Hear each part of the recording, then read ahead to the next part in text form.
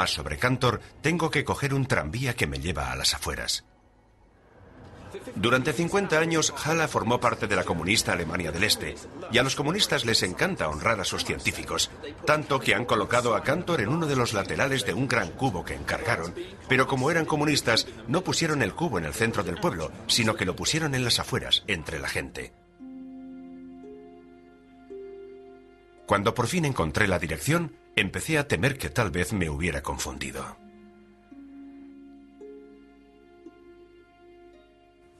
Tengo que decir que este lugar no es el más apropiado para colocar la estatua de un matemático.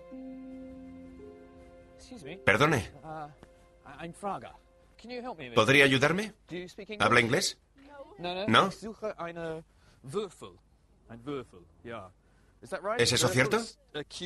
¿Un cubo como ese?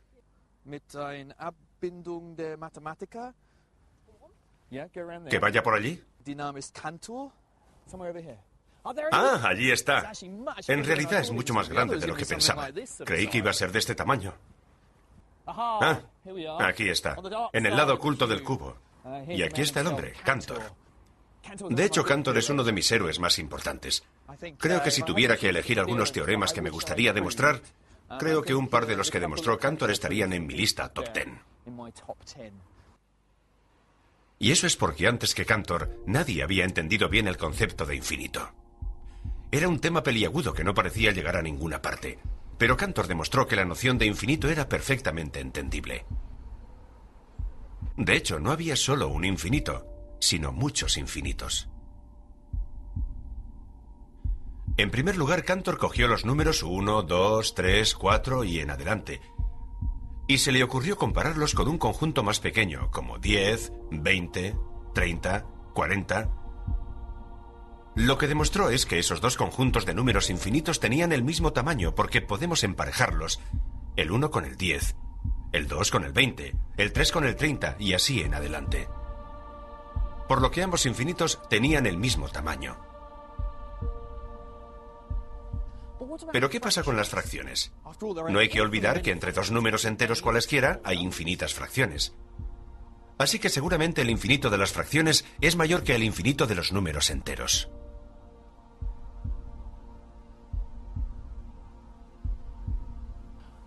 Bueno, lo que Cantor hizo fue encontrar la forma de emparejar todos los números enteros con el conjunto infinito de fracciones, y así es como lo hizo.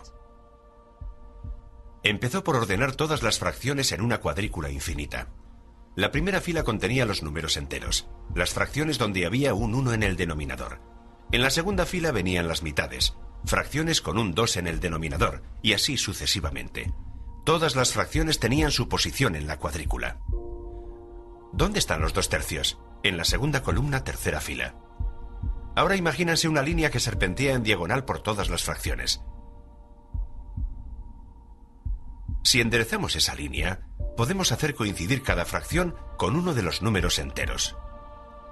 Eso significa que el infinito de las fracciones es del mismo tipo que el infinito de los números enteros. Entonces puede que todos los infinitos tengan el mismo tamaño. Pues ahora viene la parte verdaderamente emocionante, porque Cantor ahora estudiaba el conjunto de todos los números decimales infinitos y demostró que tenían un infinito mayor, porque de cualquier forma que se ordenaran los decimales infinitos, Cantor encontraba un astuto argumento para demostrar cómo construir un nuevo número decimal que faltara en la lista. De pronto el concepto de infinito se abría. Hay diferentes infinitos, algunos más grandes que otros. Fue un momento muy emocionante, ya que era como cuando el ser humano empezaba a entender y a contar cosas. Pero ahora las estaba contando de una manera diferente. Estaba contando infinitos. Se había abierto una puerta y ante nosotros surgían unas nuevas matemáticas. Pero eso nunca ayudó mucho a Cantor. Fui al cementerio de Halle, donde está enterrado Cantor, y donde había quedado con el profesor Joe Dowen. Él amablemente iba a hacer las conexiones entre las matemáticas de Cantor y su vida. Él era maníaco depresivo, y una de sus primeras crisis grandes fue en 1884. Pero con el cambio de siglo, las recaídas en esta enfermedad mental se hicieron cada vez más y más frecuentes. Mucha gente ha dado a entender que su enfermedad mental estaba relacionada con la naturaleza tan abstracta de las matemáticas con las que él trabajaba. Bueno, él estaba lidiando con la enfermedad, así que... ¿Pero puede que haya alguna conexión? Hay que decir que cuando empiezas a estudiar el infinito, a mí me satisfacen sus explicaciones, pero a medida que lo va complicando más y más, tengo que decir que me empiezo a poner nervioso. Es como... ¿qué pasa aquí? ¿A dónde quiere llegar? No llegaba muy lejos. Cantor acababa siempre por ingresar aquí, en el sanatorio de la universidad. No existía tratamiento para los maníaco-depresivos o para la paranoia que a menudo acompañaba a sus crisis. Aún así, la clínica era un buen lugar donde estar cómodo y tranquilo y donde Cantor encontraba la fortaleza mental para continuar con sus estudios del infinito. Otros matemáticos estaban molestos por las paradojas que provocaban los trabajos de Cantor. Curiosamente, eso era lo único que a Cantor no le preocupaba. A él nunca le molestaron las paradojas del infinito, como les molestaban a los demás, porque Cantor creía que... muy bien, hay ciertas cosas que he sido capaz de demostrar y que podemos establecer con una total certeza matemática, y después está el infinito absoluto, que solo reside en Dios. Él puede entenderlo todo. Sigue existiendo esa paradoja final que a nosotros no nos está permitido entender, pero que Dios sí entiende. Pero había un problema que Cantor no podía dejar en manos del Todopoderoso. Un problema con el que estuvo luchando el resto de su vida y que acabó llamándose la hipótesis del continuo. ¿Existe un infinito entre el infinito más pequeño de los números enteros y el infinito más grande de los números decimales? El trabajo de Cantor no gustaba a muchos de sus contemporáneos, pero había un matemático francés que le defendió, argumentando que las nuevas matemáticas de Cantor acerca del infinito eran preciosas, aunque fueran producto de su patología. Afortunadamente, este individuo era el matemático más famoso y respetado de la época. Cuando un político francés le preguntó a Bertrand Russell quién creía que era el personaje más importante que había surgido en Francia, él contestó sin dudar que Poincaré. El político expresó su sorpresa por haber elegido al primer ministro Raymond Poincaré, por encima de Napoleón o Balzac. Russell contestó que no se refería a Raymond Poincaré, sino a su primo, el matemático Henri Poincaré. Henri Poincaré pasó gran parte de su vida en París, la ciudad que amaba a pesar de su clima incierto. En las últimas décadas del siglo XIX, París era el centro mundial de las matemáticas y Poincaré se convirtió en su luz de guía. Álgebra, geometría, análisis, era bueno en todo. Su trabajo desembocó en todo tipo de aplicaciones, desde encontrar tu situación estando bajo tierra a nuevas formas de predecir el tiempo. Poincaré era muy estricto acerca de su rutina de trabajo. 2 horas de trabajo por la mañana y 2 horas de trabajo al comienzo de la noche. Y era entre esos 2 períodos donde dejaba que su subconsciente trabajase en la solución de problemas. Recuerdo una ocasión cuando tuvo un momento de inspiración totalmente inesperado mientras se estaba subiendo a un autobús. Y ese momento de inspiración enseguida se convirtió en un éxito. En el año 1885, el rey Óscar II de Suecia y Noruega ofreció un premio de 2.500 coronas a cualquiera que pudiera establecer matemáticamente y de una vez por todas si el sistema solar seguiría girando en el sentido de las agujas del reloj o si de pronto podía cambiar de dirección. Si el sistema solar tuviera solo 2 planetas, entonces Newton ya había demostrado que sus órbitas serían estables. Esos 2 cuerpos viajarían alrededor formando una elipse y girando sobre sí mismos, pero si se añadía un tercer cuerpo como la Tierra, la Luna y el Sol, la pregunta de si sus órbitas serían estables o no dejaba sin respuesta al mismísimo Newton. El problema es que ahora había unas 18 variables diferentes, como las coordenadas exactas de cada cuerpo y su velocidad en sus respectivas direcciones, así que la ecuación era muy difícil de resolver. Pero Poincaré hizo un importante progreso para resolverlo. Poincaré simplificó el problema haciendo sucesivas aproximaciones de las órbitas que él creía que no afectarían significativamente al resultado final.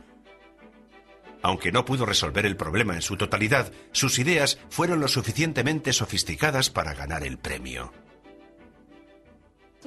Desarrolló ese estupendo arsenal de técnicas matemáticas para intentar resolverlo. De hecho, el premio que ganó fue en realidad debido a dichas técnicas, más que por la resolución del problema en sí. Pero cuando el consejero científico del rey, Mittag Leffler, estaba preparando el texto de Poincaré para su publicación, uno de los editores encontró un problema. Poincaré descubrió que había cometido un error. Contrariamente a lo que había pensado inicialmente, incluso un pequeño cambio en las condiciones iniciales podía acabar produciendo órbitas muy diferentes. Sus simplificaciones no solo no funcionaban, sino que el resultado era incluso más importante. Las órbitas que Poincaré había descubierto indirectamente condujeron a lo que hoy conocemos como la teoría del caos. Entendiendo las reglas matemáticas del caos, podemos explicar cómo las alas de una mariposa pueden producir pequeños cambios en la atmósfera que pueden acabar provocando un tornado o un huracán en el otro lado del mundo. Así que el gran tema del caos del siglo XX surgió de un error que Poincaré vio en el último momento. Sí, el ensayo había sido publicado en su forma original y estaba listo para salir. De hecho, Mittag Leffler había enviado copias a varias personas y se quedó petrificado cuando Poincaré le escribió y le dijo: «Páralo todo».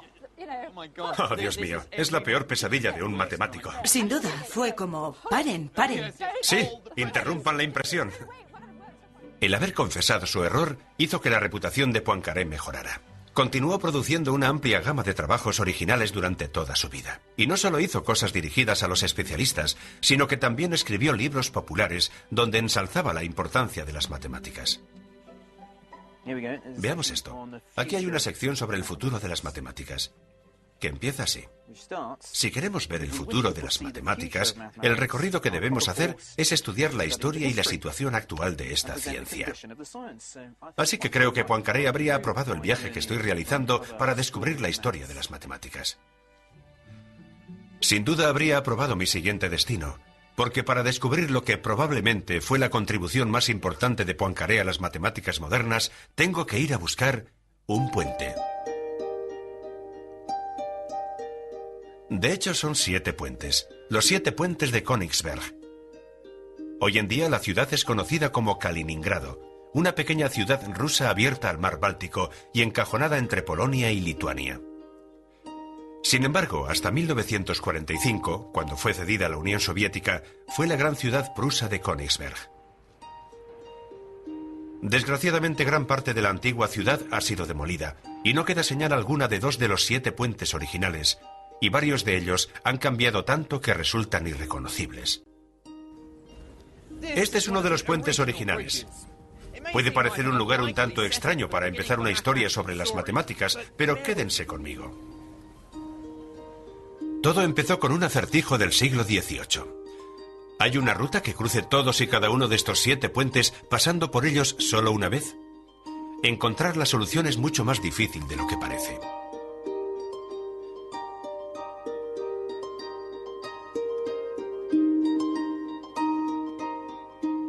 Finalmente fue resuelto por el gran matemático Leonhard Euler, quien en 1735 demostró que no era posible.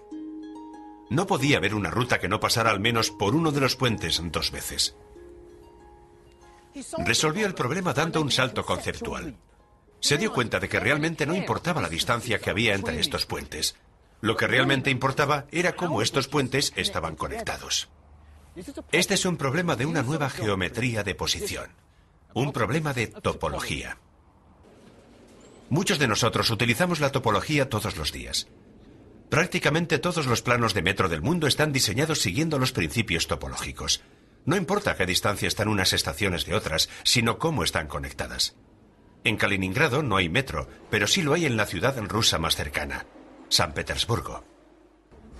La topología de este mapa es bastante sencilla, pero tengo un problema con el ruso. ¿Me puede decir dónde...? ¿Qué problema tiene? Me gustaría saber qué estación era esta. Lo estaba leyendo al revés. Aunque la topología tiene su origen en los puentes de Königsberg, estaba en manos de Poincaré que el tema evolucionara hasta una nueva y poderosa manera de apreciar las formas. Algunas personas se refieren a la topología como la geometría doblada, porque en la topología 2 formas son iguales si puedes que una se parezca a la otra doblándola o modificándola, pero sin cortarla. Por ejemplo, si yo cojo una pelota de fútbol o de rugby, topológicamente son iguales, porque una puede convertirse en la otra. De modo parecido, un rosco de pan y una taza de té son iguales, porque puede transfigurarse la una en la otra. Incluso formas más complejas se pueden transformar y simplificar desde el punto de vista topológico. Pero no hay manera de seguir